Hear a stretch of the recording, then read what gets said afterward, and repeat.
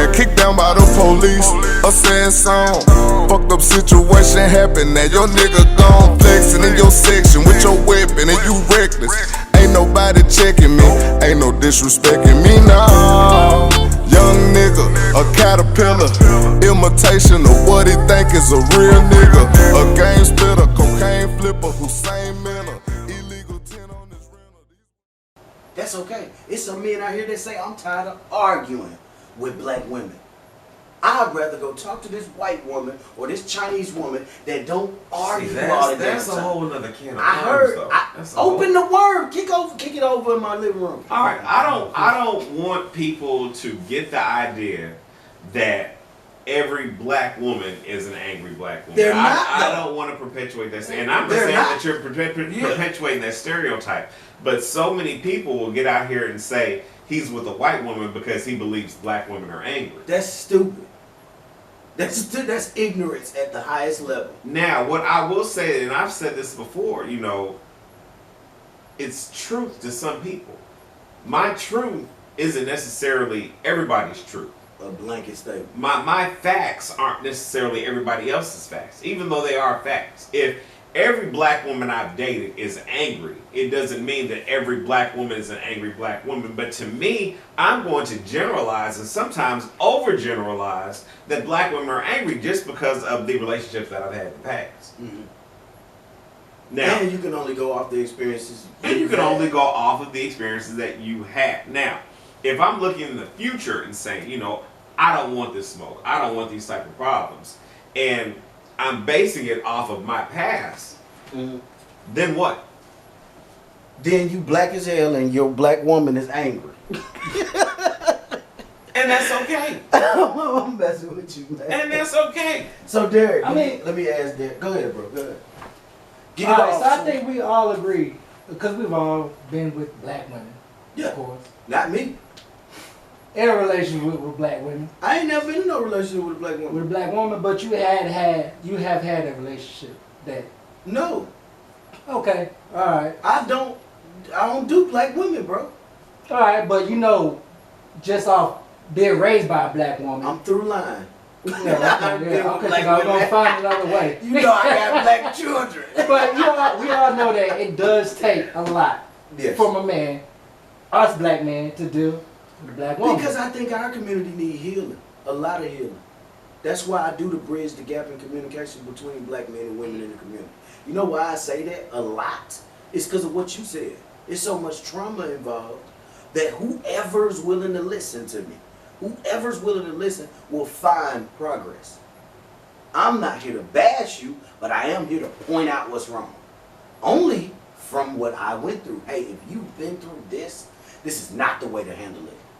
Listen to what I found out, whether it's from you, I may have found it out from you, or I may have found it out from the homie over here. You know what I'm saying? Whoever I found it out from, I'm trying to give it back to them. Same way I got it, with genuine love. You know what I'm saying? This is how I've messed up. This is how you cause trauma to others. So when I think about that, black on black trauma, bro, it's like the only thing that seems to stick. It's like, you guys are fighting each other. It's like the only thing that seems to stick, though. I've dealt with white girls that didn't apologize. We ain't got no issue to this day. But I know some black girls, I done mended the relationship, and guess what? No matter what I do, they still bring that shit up. And I'm like, why do you keep bringing that up? We got past that 20 years ago. And I'm like, why are you carrying that? Yeah, but what I'm saying is, I'm not saying that in a bad way, because it does build character when you build something with a black woman, like a relationship, and you guys go through the mud.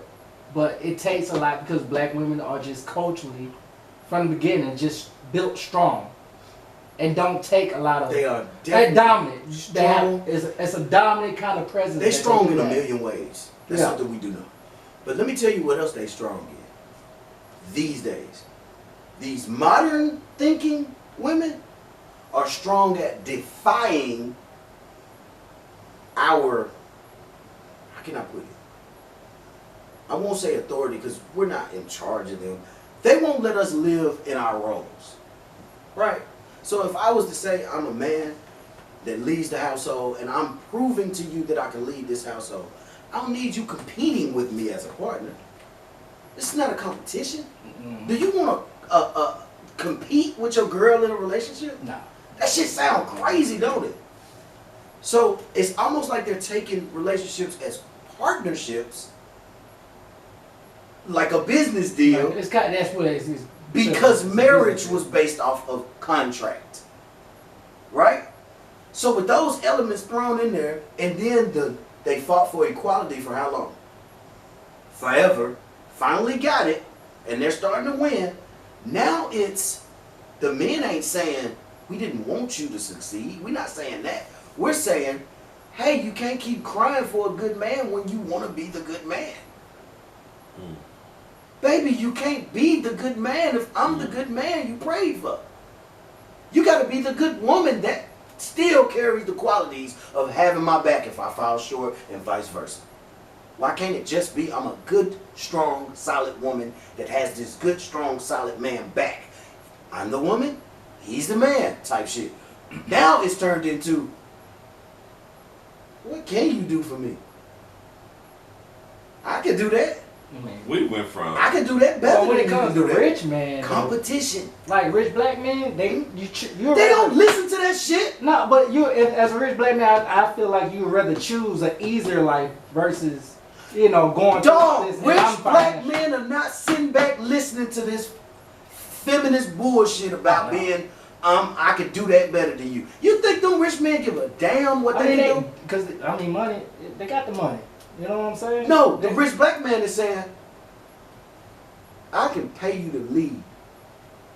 Exactly, you got the money. I'll pay you to lead because I'm sure the fuck ain't finna be arguing with you. I can call 6 of you in here. So And that's what it comes Did down it to. start with the anything you can do, I can do better? Yeah. That mentality. But it came out of that, the evolution of this came from fighting for equality. It used to be behind every good man is a strong woman. Strong woman, but they got tired of the word behind. Yeah. Why I can't walk beside? Well, now they don't even want to walk beside, from what I'm seeing. Now, in front. a lot of Yeah, women take the don't lead, want to yeah. walk beside. I'm taking the lead. So where you emasculate the man and constantly tell him what you can do by yourself, woman, now I believe you. And you finna be by yourself. So now it's less equality, more equity. Yeah, exactly. We don't care about being equal with you. We don't care about standing on the same ground as you. We want our own. We want more. We want this. We want to be in the forefront. Okay, now you're in the forefront. Why you think I said the next thing? No, you wasn't on that podcast. I believe the next thing that they're absolutely about to present to us is a woman sitting in that presidential seat. I mean, it's gonna happen. It had to once Obama stepped in. I was like, the only thing they ain't did yet is put a woman in there. It'll happen eventually. And they gonna do it. I'm not saying that's the worst thing, because look how many dudes done fucked it up. You know what I'm saying? Yeah. You might well let a woman in there and see what kind of finesse she put on it. Now, how many movies have we seen up until before Obama that we saw? Morgan Freeman was the president, or Danny Glover was the president, or Jamie Foxx was the president. Jamie Foxx was the president. You had these strong black male leads as presidents, and then we finally get a black male lead. Like, okay, now appearance versus reality. No, it's not fiction anymore. This is fact. So now, what's next? We got a woman that's a stair step away. They already got She's a TV stair shows. step away. They already got TV shows out right now where the woman is the president. Well, they had And I one, don't Commander in Chief, back in the day with Gina Davis. It was on ABC. Exactly. You know- But I don't think that's by chance. I always said I think the presidency is always bought. Whoever put the most money behind whoever, that's who the fuck finna be the president. I don't care what the public vote. We put this many millions behind this person and their policies, that's who finna be president. That's what I feel like happens. Now, I don't want to tell y'all to quit voting out there, please. Exercise it the way you want to exercise it. But I feel like it's a bought seat. So it's wasted effort on my behalf. So now what we're looking at is that right back to that equity. Equity. So the woman now who is quote unquote in control of her own life, in control of her own destiny, doesn't feel the need to be with somebody who A is not on equal footing with her, or B may even stifle her from becoming what she thinks she will become with that potentiality. Ooh, wait. We talked about that before. So now if you have a man who is successful, a man who is defined his role with a very clear definition, he's supposed to have a woman that stands behind him. He's supposed to have a woman who's going to support him in his dreams. How many times have we seen, that movie or that video? We heard that song, I was your lover and your secretary for this long. How many times have we seen that woman who has played in the background? Now, this is her chance to be in the forefront. And so we're getting all of these things with the Me Too movement, with the, Yes I Can and all this other stuff. We're getting this movement of these women. And they don't want a man to represent them. Nah, hell no. They don't want. So, and that's what we're talking about now. These women don't want a black man to represent them. But the problem is with that, is that when we don't go back and get a black woman that's going to be equal with us, they get upset. Mm-hmm. You can't get mad at the thing that you asked for, and then when you get it, turn around and be mad. Derek, if a woman approached you, and I'm talking about approached you, she pursued you. This has happened before, this is the reason I'm asking. A woman approaches you, she's interested in you alone. Her homegirls is telling her, no, I know him from running away. They, the pit bulls in the group. It's pretty hard for us to talk to one girl when the other three saying, nah, girl, let's go, right? But she's adamant about, I want you. You say, okay, let's go on a date. Cool. She finds out you ain't got no car. Not saying you ain't got no car, but we know you got a car. But let's, for this scenario, say, you don't have a car. She got to come pick you up. Did she tell you, I changed my mind? You ain't got no car. She don't bother to ask you why you ain't got a car. She don't bother to ask you if you about to get one tomorrow. Just cut you off. How do you now see that woman? It's nothing at that point. Like, what do you think about her though? Like, is she materialistic in your eyes, or is she just allowed to have her preference? Like, it's a little bit both. You know, I mean, she. So it wouldn't bother you much. It wouldn't bother me because okay, if that's what she wants, that's her preference. I'm not that person. Mm-hmm. I don't have what she's looking for. Right. You know what I mean? But at the same time, it can't be looked at as materialistic because even though I may not have what you are looking for at that time, doesn't mean that I'm not gonna have it. Tell you how a woman missed that on me. I got T-boned in an accident on a Friday night. Monday morning, I could have went and gone and got a free rental because it wasn't my fault. But I decided I ain't going nowhere this week. I ain't even going over there to get no ride up there just to get a car. At the time, you remember I stayed over there across from the store. I just walk across the street, get everything I needed, and back to the house. It was directly across the street, right? I decided I didn't want to get no car, no rental car, but I could go at any time until they sent me my check to go buy a new car. Well, it just so happens the check came 3 days later. I still didn't feel like getting up, moving, doing nothing. I was on vacation for the first time in 3 years from the post office, right? I was in full relaxation with everything I needed in the crib without a car. Meet this girl at the mailbox. She looking in the spots.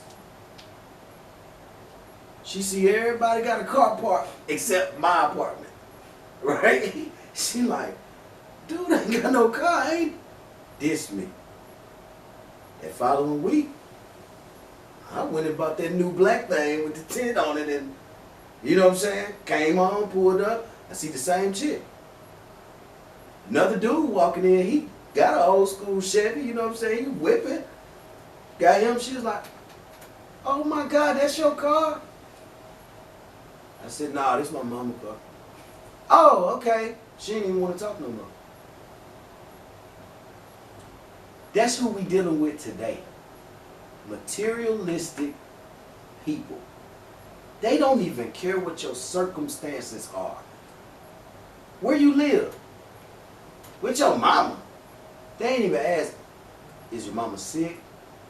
You stacking up to move? They don't care what the circumstances are. The surface is all they judge you off of, right? That's the whole book.